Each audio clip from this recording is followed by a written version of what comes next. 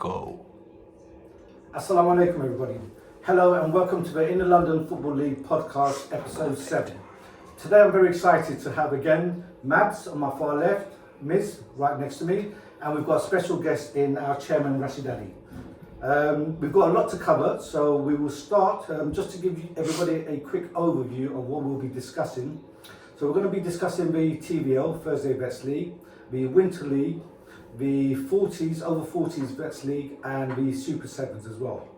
So our first topic we're going to start talking about is the TVL 19, which is now finished the season. So I'm going to get you guys to jump in. We'll start with the 4th division. If you guys just want to tell me what your viewpoints are in terms of the actual division. Yeah, I mean, in terms of the 4th division, it was pretty much wrapped up quite early.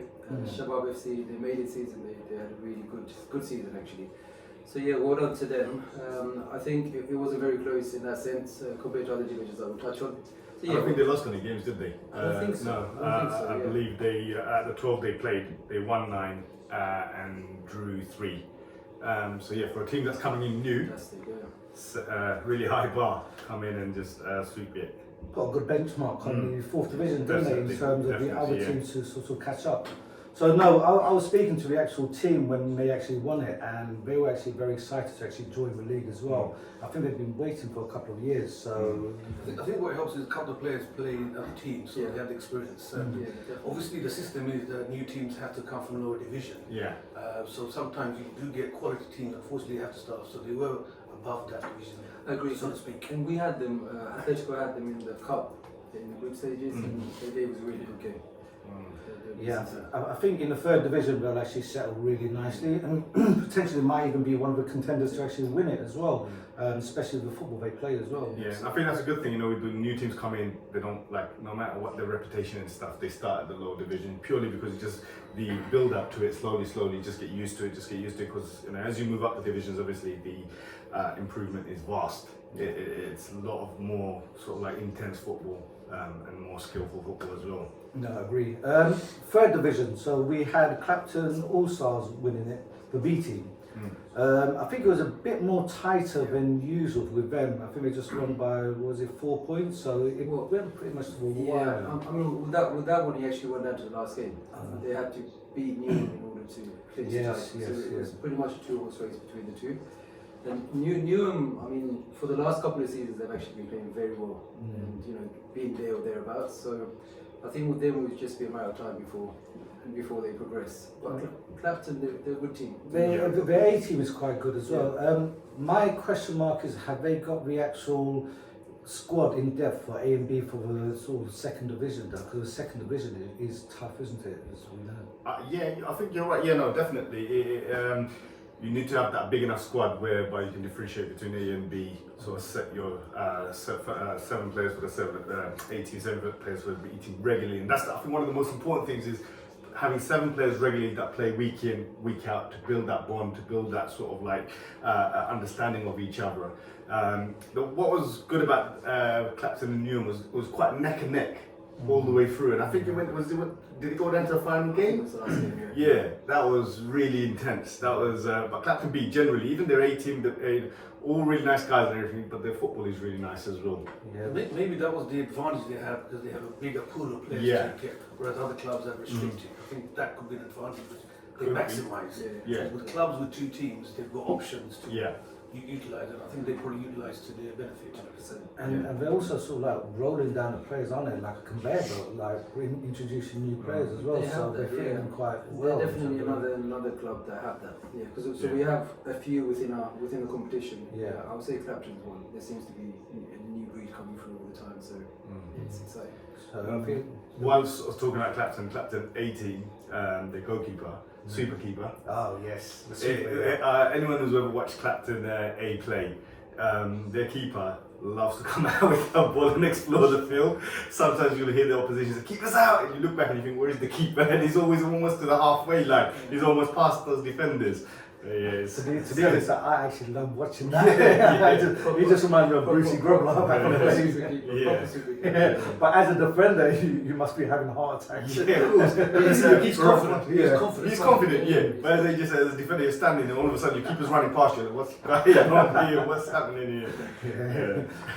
So in terms of the second division, we didn't talk about the actual teams that got relegated as well. Yeah. So in the third division. So Camden Panthers, they were on quite a good roll, weren't they? Unfortunately, they've been relegated to the B team, that is. Yeah. They've been relegated to the fourth division, but you know, their A team has got quite a good structure. Good at one point, it looked like both the A and B were going to get relegated at one point throughout the season.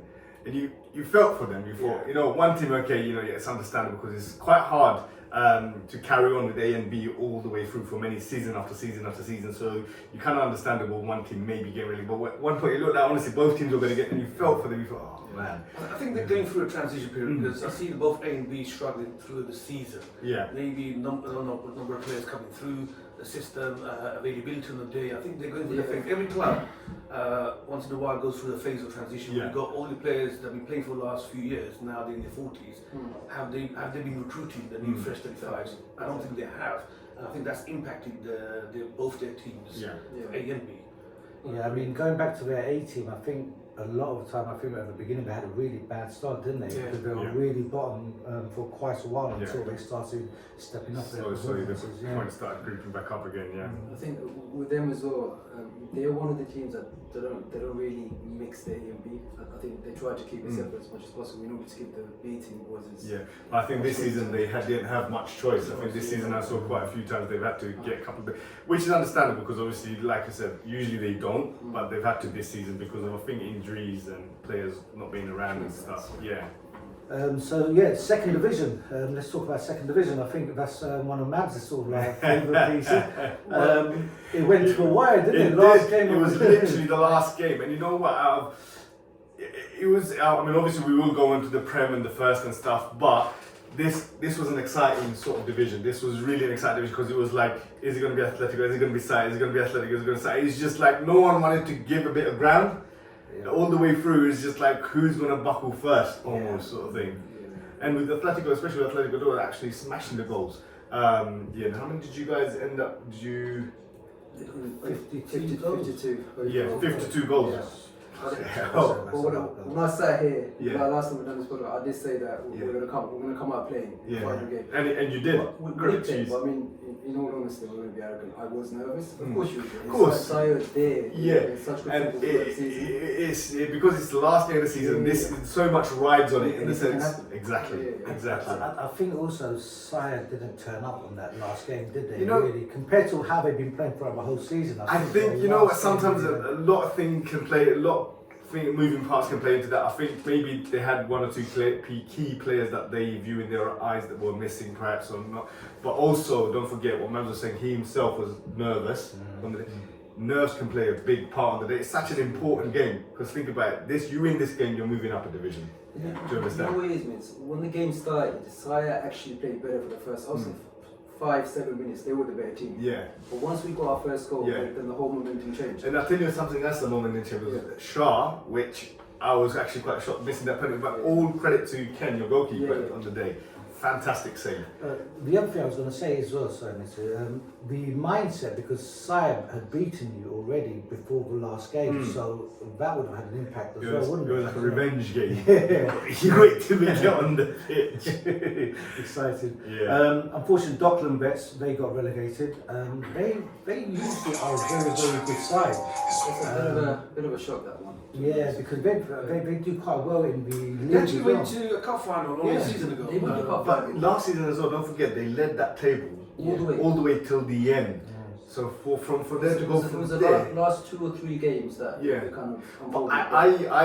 I mean, this season last season I watched the Docklands play quite a bit. This season, and I'm not sure exactly what happened, like in terms of personnel and everything. They had the same sort of players, same sort of players. So I'm not sure what kind of I wonder if it's a bit of a hangover from the previous season because they were so close. Yeah, they were so close again. I think again that came down to the last game as well. Yeah, I think so. Another question, they could have overachieved in the past, and now it's catching up to them in terms of the other teams catching up as well. That's a possibility as well. But hopefully we will see Docklands more. I think I can't see them. I see them as actually, either in first or Prem.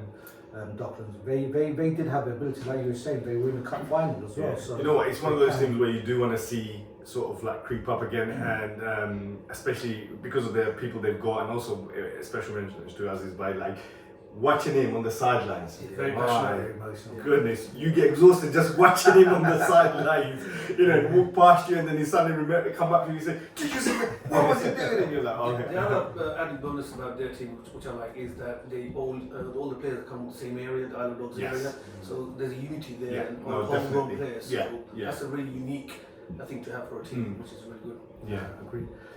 So going to First Division, so we had Wapping Vets win the First Division. Yeah. Not only did they win the First Division, they actually won the Cup as well. Yeah. Congratulations. Well done, definitely a massive achievement. Again, another team that's done it without losing a game. On the drawing one, I think it was. Yeah. And we always say when you actually are in the First Division, it's so tough to actually get into the Premiership. To actually do it that convincingly is quite impressive. I thought they were just phenomenal, and I did want to talk to them about the Cup, I know which we'll touch about later, but I just thought they've got this kind of composure about them in terms of like that kind of experience on how to grind out results. Yeah. And it looked like throughout the league, that's what they were doing, just basically grinding out results. I think one thing I noticed about them is fitness. They have a lot of fitness within that squad. The players are on it. So you could see like sometimes in the first half of the game they might not be performing, but it's almost like a strategic thing. They know that in the second half they're going to be ready on other things. The other thing is obvious to see the physicality. Don't talk about physicality. I've played. I think 3 or 4 is like a brick wall. I can't see anyone going. I've had the unfortunate thing of marking some of the Wapping players when I played against them. They're good as well on the ball. Wow, my days! You bounce off them, you're like, God, how do I go around this guy? It's hard. And I think is their captain Fabian. He's quality player and very humble guy as well. And the thing is, I think they'll fit well into the Prem as well. I think they'll fit well into the Prem. Relegation, Hawk and Eagle. I mean, they're going through a small little tough patch, aren't they? Really. If you look at the team, again, that's another team that's changed the personnel of the players over the last 2 seasons. I think they're trying to find their feet. So I think it's going to take another season to re-establish, because it's lost a lot of players. Again, been around for a long period of time. So I think that has a heavy impact, losing a lot of players and not getting the new fresh. Exactly. Because they also had the second team, isn't it? Which is quite recently. And I think it's, even when you get the new players in, it's not just necessarily gonna hit the ground running. It's gonna take a time to sort of establish that whole sort of like playing together and again. So maybe a couple more seasons and hopefully be back in the mix. I'll see you back again. But it is tough to get in the Premiership. But talking about the Premiership, the champions Mohammedan Vets. I mean, you're the man that's actually on the Premiership. I've been down the pitch one, watched all most of the games. I think between Bromley and Mohammedan, both the last game, both established teams, both had got a lot of history behind them over 25-30 years as an organisation, as a club. So they've got the advantage of recruitment of getting players that are coming through the system now, and the quality is there. And to go to last game again, Premiership normally does go to last game most of the season. So it again shows the difference between the Premier and the other 4 divisions. I think this was this. Sorry, go on. Sorry. No, I was going to just to touch on your point there. Also, like if you look at the stats in terms of goals scored and stuff like that, Prem is not a high scoring division. It's always less in terms of the goal difference, goals for stuff like that. And just touching on your point, it's a quality difference, isn't it? Teams are more evenly matched in each of the games. Because what they tend to do is any quality players come to the system, the attraction's there to go to the Prem side. Obviously they'll get the first choice, and I think that's why all the best players you see on pitch one, Premiership or at least Division 1. Yeah, and I think this has been one of the most exciting seasons in the Prem that I've seen, because you had a two-way battle, didn't you? Yeah. You had who could be the Prem champions and who could be relegated. And it so happened, I think the last games were literally Shoreditch versus Mohammedan, Bromley versus Red Red Star. Yeah. That was the first time I've ever remember in the Vets League that ever happening. Relegation and Relegation and Champions League on both pitches. Like it's just a matter of who wins, who loses. I think the relegation battle was more exciting pretty much than the actual title, wasn't it? Because You know, I'm so glad because I stood in the middle of pitch 1, pitch 2 and I was like this constantly, like it's like a tennis game. It was mad because we played, obviously we as a league, we try and those kind of things we're trying to accommodate at the same time, so there's no sort of like thing. So yeah, both games were obviously on at the same time, so watching them was So it's kind of segues into the relegation battle. Yeah. Since we're touching on it. yeah. Shoreditch. So Yeah, previous champions. 2 seasons ago. 2 seasons ago, previous champions. And Shoreditch always seems to be like, okay, that season obviously they won the Premier League title, but they're always a team that's always there, there and thereabouts, do you understand? Never sort of like in the lower part of the league table or anything. This season, I mean, obviously, look, it's clear to see they've lost a couple of players. In particular, I think Shauna's moved over to Mohammedan, who was a vital part of Shoreditch. Daryl's no longer playing at all at the moment. So yeah, they lost a couple of key players, but then still they've got enough quality in that team to have made a better challenge. Some of the key players, I don't think they perform on the day. That's I think it. That makes a difference. That's a big difference. Big difference. Especially at the beginning of the season. Yeah. You can go into game 3, 4, 5, you're not on a roll and winning games. Pressure's there. I think Definitely. they felt the pressure right from the beginning. Yeah. Not winning and some of the players not performing. Yeah. It makes a huge difference. And that's the thing, I think when you're a player of a certain caliber, you're just expected to perform that. And if you're not performing, you yourself, when you're underperforming, you feel it. And then you get frustrated and it's not going your way and it's just, The question is, will they be able to bounce back? Because the first division is very tasty. Yeah. It is very tasty. One thing that I've learned from actually Shoreditch actually being relegated and actually winning it a couple of seasons ago is in the Premiership, complacency is something that you can't, and also recruitment is very key as well, isn't it? Those two key features in order to actually maintain that actual being in the actual Premiership is tough. Yeah. So. About the first division being tasting next season. I saw a message from Ash on Instagram saying, yeah, key players missing next season. Yeah, we'll see. It'll be interesting, yeah. So that sort of ties us on to our TVL 19 Cup. We already touched on Wapping, but I mean, Atletico played them, I think, in the first stages of the knockout games, and I think they pretty much blew us apart. I mean, no disrespect, but we didn't turn up. But the kind of experience that Wapping showed, which I was trying to elaborate earlier on, is really, really sort of like visual in terms of they knew it was as if they knew they were going to win the game. Throughout the game, they created or kept knocking on the door. Kept creating opportunities, but they were so confident in defence as well. So, that's something that went on for every game they played in the League Cup, even to the final game where they played against Bowman and Bowman took the lead.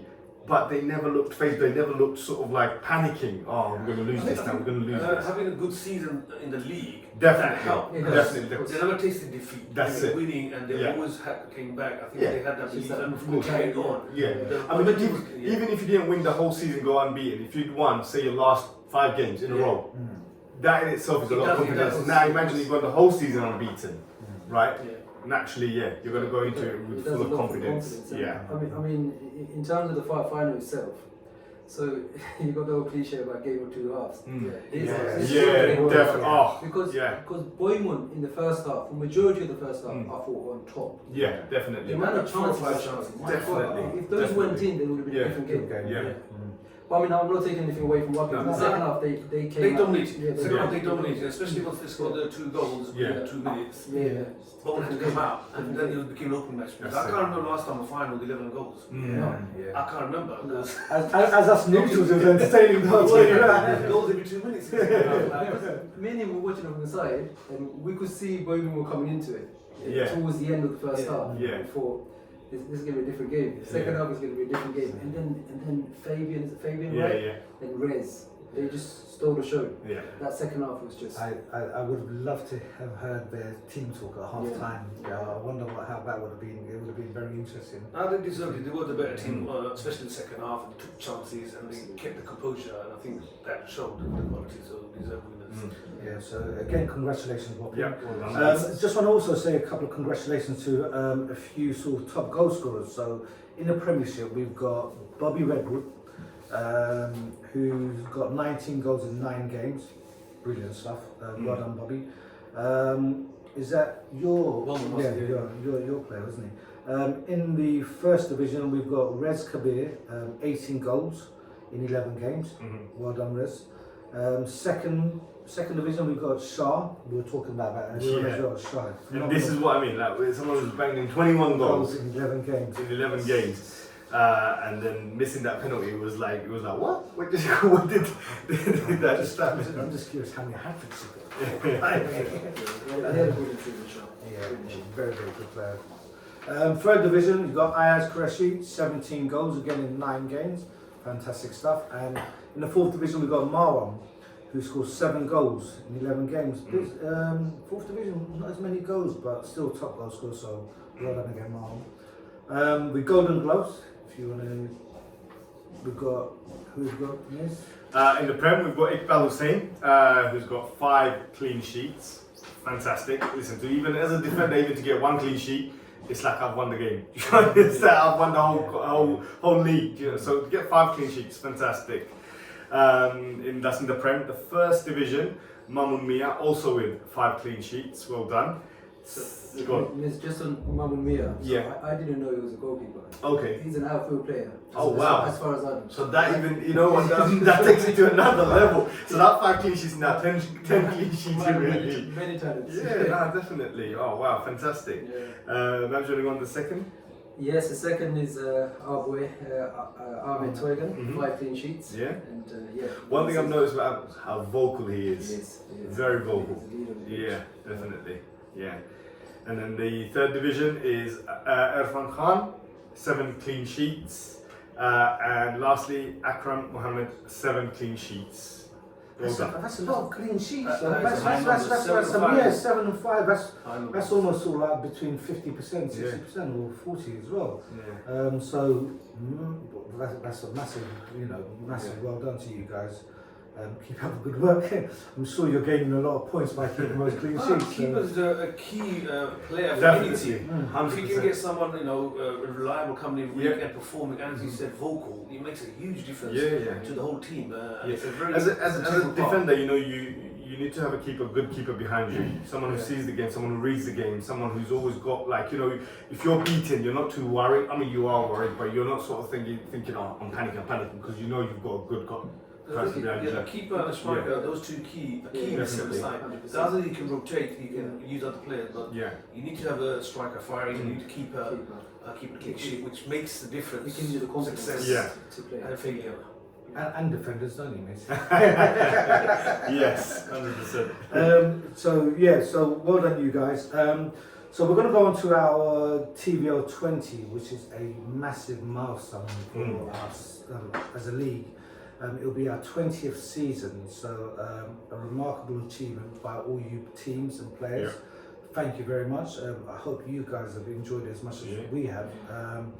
But It's come a long way. Yeah, so long way. Is anything happening? What are we gonna, in terms of TVL 20? Watch this space. Yeah. I mean, as a team, obviously, we're discussing on making a few tweaks, introducing some exciting stuff. But we can't disclose too much now.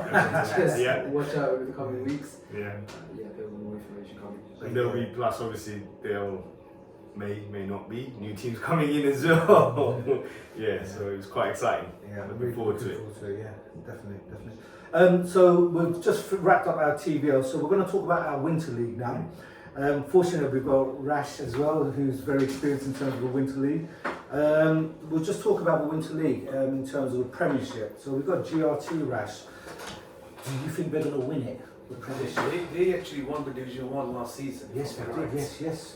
They do play quality football, so they were always one of the favourites until half season. Can you do it in the Premiership? The number of young players, quality players, and I'm not surprised to see them on top, to be honest. So the question is, has any team actually won the first division and then the Premiership? That I don't know actually. No, I You can't know, remember. so- You know, I can't remember off the top of my head. You know, just Back-to-back, looking yeah. back at some of these notes that have been constructed, so it's like it says 3-horse race. Just to let you guys, 3-horse race between Valence and Real Lucia. And I'm just referring back to the current table at the moment. And the points in terms of difference in points, 38, 34 and 33. This is almost like Liverpool, Man City, Arsenal, a 3-horse race sort of thing. Very little points in between all of them. So Real Lucia have a game in hand, though, right? Yeah. So that's even tighter than it. Exactly. If they win their game, they're actually closer to the actual champion, potential league leaders currently. No, it's going to be exciting. I actually think this is going to go down to the last game as well, potentially. So, and we've got, unfortunately, Shade. I don't think they're actually going to stay in the league. I think They've been struggling all season with numbers, etc. So it's not surprising to see them at the bottom. In terms of the first division, what do you think? First division, I think that is obviously Bowen top, but POI has 11 games in hand, so it's down to POI. It's in their hands now to win the games in hand. And that, I think they had three. I think it's 3 games in hand they have. They need to win all 3 to clinch it. So again, every Sunday is going to be like a cup final, and depending on the results, it's in their hands. So it's up to them what they do, if they can win it or not. So that's one advantage. But the pressure's there. Yeah, exactly. The pressure's there. Disadvantage. They know they can't afford to draw or lose. So we'll see this Sunday what they do, and that can make a difference. Personally, I'd prefer to be in both positions. We've actually got the points, and let other teams chase. Yeah, I think due to the all cancellations, you go rain, etc. We were forced to cancel certain games, so we left in that situation. But ideally, when we like the Vets, both teams play at the same time. But hopefully on Sunday we get a clearer picture for both Premier and First Division for the Winter League. Yeah, so good luck teams in both divisions until the end of the season, and may the best team win. We're going to go on to the next one, is our 40s plus Vets. So currently the Reds are leading, so we won't talk too much about the Reds. I mean, considering we've got a couple of sort of management here. But I think what's good to touch base on is that Reds is their second season. Last season they came runners up, which they felt was an overachievement. And I think because they came runners up, they felt there's a possibility if we can strengthen our squad, we can normally challenge, which wasn't their aim and objective initially. So it goes to show that even if you're not challenging, if you get a couple of results, a couple of players, the impossible is possible, so to speak. So it's good to see the underdog, so to speak, because everyone thought Hawk and Eagle would be the main challenging team. But it's nice to see all the Shoreditch. I thought Shoreditch should have, and with their squad, I thought they would be the strongest with Hawk and Eagle. It's nice to see Golden Moon and Reds challenge for the title.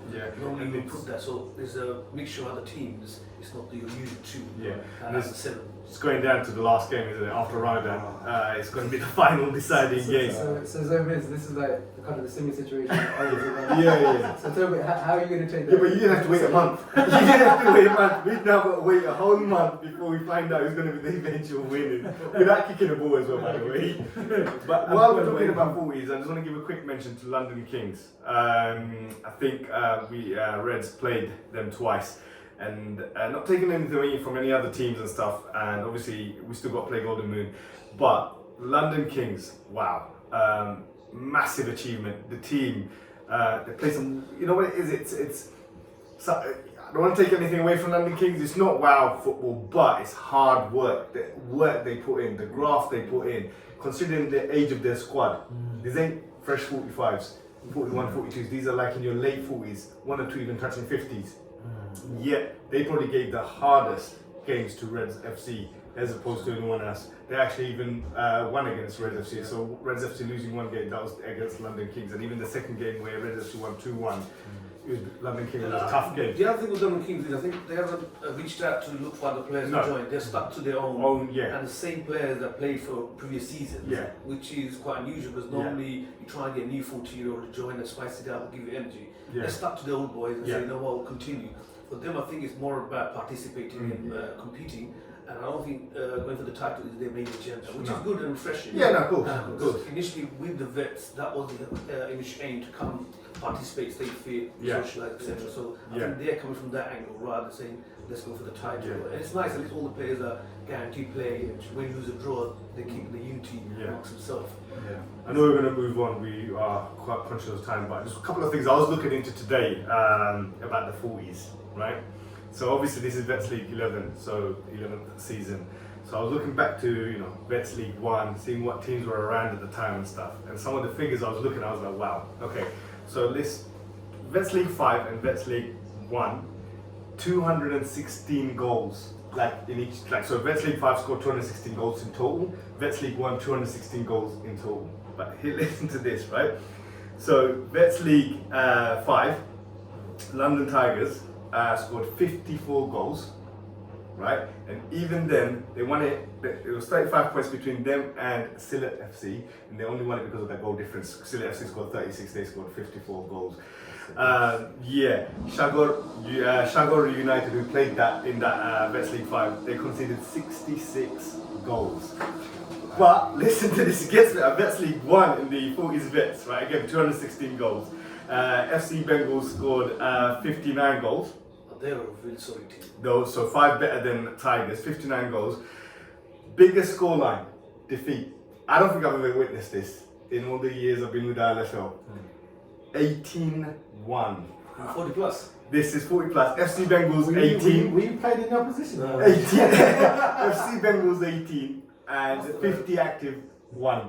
Oh yes, I think because that. So you was. I remember the team. Majority of the team were really late 50s. Yeah. They came in last second to participate. So, to be honest, you were playing fresh 40 versus late 50s. But you know what though? It's a 40. But they played because they wanted to be active. They wanted to be fitness. Of course. Their winning losing was. I think. But you know, I'm just thinking 40-minute game. 18 goals, what's that? Every couple of minutes. Give or take, don't forget you get a minute break for half time. Maybe give or take like someone getting injured a minute, so that's like a minute, 2 minutes. And they conceded 79 goals that season. Wow. Yeah. Sorry, just no. That's I was looking at. I was just because when I saw 18 I was like, ooh, what's kind? Initially, what I was looking for higher score, which season had the most goals, and then I came across 262. I was like, okay, and then I looked into it more. I was like, what? So the question now is, who's going to win it? Is it going to be Golden Moon or Reds? That's the question I like to ask. So Golden Reds, I don't want to jinx it, that's what. Reds are, inshallah, in a slightly stronger position in the sense that going to the last game, obviously, draws fine. But you know how hard it is to play for. Yeah, of course. And the personal in Reds, I know they don't want to play for it. I know they want to go play their usual football and go out to win it out and out. So we are going to be biased. Yeah. Yeah. What is interesting is I think in the VL11 and VL10, what a lot of people have been commenting is that when they come to see the game, it doesn't feel like 40 minutes is quite fast. Yes, it is. Fitness, because a lot of the fresh 40s are coming now, especially last 2 seasons, and you can see the standard. Yeah. And because they're playing with the Super 7s, you need to ask them what age is that, because it's not easily readable that it's a 40 plus league. So it's a credit to the teams and the players still playing at such a high level on the 40 But that's also a credit to our organisation as a whole, because after 35, after you reach 40, it's not the end of the line. You've got somewhere else now. You've got another competition to look forward to, which is 40s. And like you said, it's becoming more and more popular because people who are just turning into their 40s, 41, 42, and quite not cutting it out in 35 because of how pace, how skill, and everything. They think, okay, let me try. And then the 40s is there. Now 40s is getting more quite a bit competitive. I think we sort of like the trend from going from TVL to 40s. There's like a nice sort of like little trend as well. It's just a transition, nice transition over. So I'm just gonna touch base on Super 7s. So I will just say on the Premiership, we have Crystal Palestine who are top on 13 points. Wapping Youth at the bottom. It's a 2-way horse or even a 3-way horse, possibly in terms of being relegated. But I think it's quite tight. It's very early this season as well, though. Crystal Palestine, Galacticos, and Champions of East. I think even Futsal as well on 9 points as well, so they could actually really. But yeah, like you said, I think it's still early days, halfway through as well. In terms of the first division, you've got Bromley, who are very, very close as well. Next to them is Manor FC on 12 points, just 1 point shy from Bromley, and then you've got Burdett on the same points as well, 12 points. And then you've got Bow and Valence, who are yet to get a point as well. So it might be a two-way horse between relegation and possibly, I actually think it could be a four-way sort of like show between the top 40. Got Flair on 10 points. So there's only one 3 points difference between them and I think once we come back after Ramadan, I think in a couple of weeks, both the relegation and championship will be more open. Yeah. Because obviously there'll be a key stage of the league, and it'll be more exciting and more challenging for the upcoming week. And then in the second division, you've got Stepney Youth on 13 points, F&F on 10 points, and Valence B on 10 points. Yeah. So again, it could be also London Kings. Actually, London Kings, who've got 8 points, they are a very good side. And our Atletico Juniors actually played them, and I actually was really admirable about their sort of footballing ability. So I think they'll be up there. The general standard for Super 7 is really high. It is. You know, they're taking it seriously because initially it was there as an opportunity for the younger players to participate midweek, but they're taking the next step and taking it more seriously, getting more quality players and more organised. You can see all teams. So the quality, the pace is just brilliant to watch. So it's a fantastic opportunity for all the youngsters to participate. Absolutely. So we'll touch on so in terms of, as we've already mentioned, we've got Ramadan coming up. So after Ramadan, the start of the season, so I'll just give you guys some dates. So for TVL 20, we've got provisional date of Thursday the 25th of April. The 40s, the provisional restart will be the 22nd of April. The Super 7s will start on Monday the 15th of April, provisionally. And the Winter League, there will be unfortunately no breaks because of the actual cancellations. We've had to actually continue throughout the Ramadan. So yeah, I just want to ask, because I've got our special guest today, Rash. I think Mitch, you want to ask it. Yeah, no, basically, I was just a couple of things. Look, I was thinking about it's been 23 years. Yeah, which is by no means a small little achievement. It's a massive achievement. 23 years, ILFL as an organisation has been running. So yeah, based on that, I was just saying, what's the future plan? What have you got in the pipeline? Is there anything in the pipeline? To be honest, if you go back 23 years ago when we started, it was just the Winter League, men's the other side. Yeah. We didn't envisage doing other projects, expanding. But in the last 12 years, we have done that. The likes of Vets League, like 40 Plus, the Super 7, the one-day tournaments. We've branched out due to demand, due to the members, due to participation, etc. Opportunities were available to us, the resources were available to us. And now that we've grown so big, we have to look at other areas we can improve on. So this year, for example, we are looking at other areas like the ladies' football, girls' football. Yeah. We've already started this month, like a little training session. Okay. We're looking forward to hopefully by the end of the year starting a women's league. We're also starting looking at youth league because a lot of the teams have approached us and said, why is it that there's nothing in Tower Hamlets? Why do we have to go to other boroughs? So we're working with teams, we're looking at resources. I've had a couple of meetings with the councils to see can we have resources, can we deliver something in Tower Hamlets? So now we are branching out to other areas. So hopefully this year we're looking at the girls' women's football training sessions. Also, we're looking at youth. If we can step into that to accommodate them, because that's what we need to move on to now. Because all the other ages are more or less covered in terms of open age. Vets can't. It's just so demanding, so much passion there. It's just growing. But we need to look at the youth and we need to look at the ladies and the girls' football as well. Yeah. No, fantastic. Really good to hear. Max, did you have any questions? I did have a question. It was around TVO again. So obviously, we're embarking on a big milestone, 20 season now. My question is twofold. When we first started, what were your expectations of the Veterans League? Did you really think it would take off as it has? And I'll just add the next bit so you can answer all together. And also, what are your thoughts on where we are now?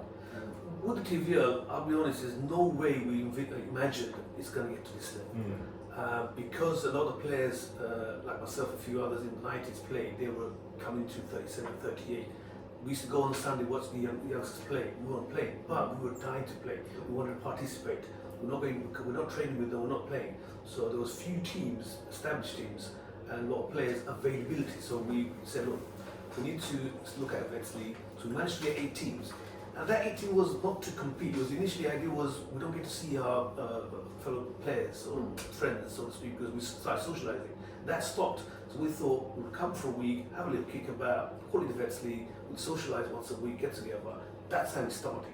week 3, socialising went out the window. It's about winning. It was about It was the about- competition. Then the demand just grew, so we had to, luckily we moved to Mappy Green, and even then we couldn't accommodate, we had to move to 2 divisions, we had 2 pitches, but then there were so many other teams and everyone wanted to come in, and luckily, Mappy extended their pitch, so we were able to expand to 28, and then we saw there's a high number of teams on the waiting list. I think at one point we had 13 to 15 teams on the waiting list, and we managed to add another league Division 5. So we've got 35 teams. Now, a lot of people, even the players playing on a Thursday night, don't know there are 35 teams every Thursday, week in, week out, throughout the whole year. Especially last 4 years, we've been playing 35. No one even knows that. So it goes to show how big the TVL is. Massive. I can't see any other vets league, not just in town, but it's within the whole Greater London, that has 35 teams every week throughout the year. It's not just the 1 month. Throughout the year, each season takes 5 months, and there's 10 months. We've got 35 teams participating. And that's a credit to both the committees who run the show, but there are a lot of work behind the scene in terms of organising, looking after 35 teams, not easy means. But credit to all the member teams. Every season they participated, and we still, I know for TVL 20 we've got 4 or 5 still waiting.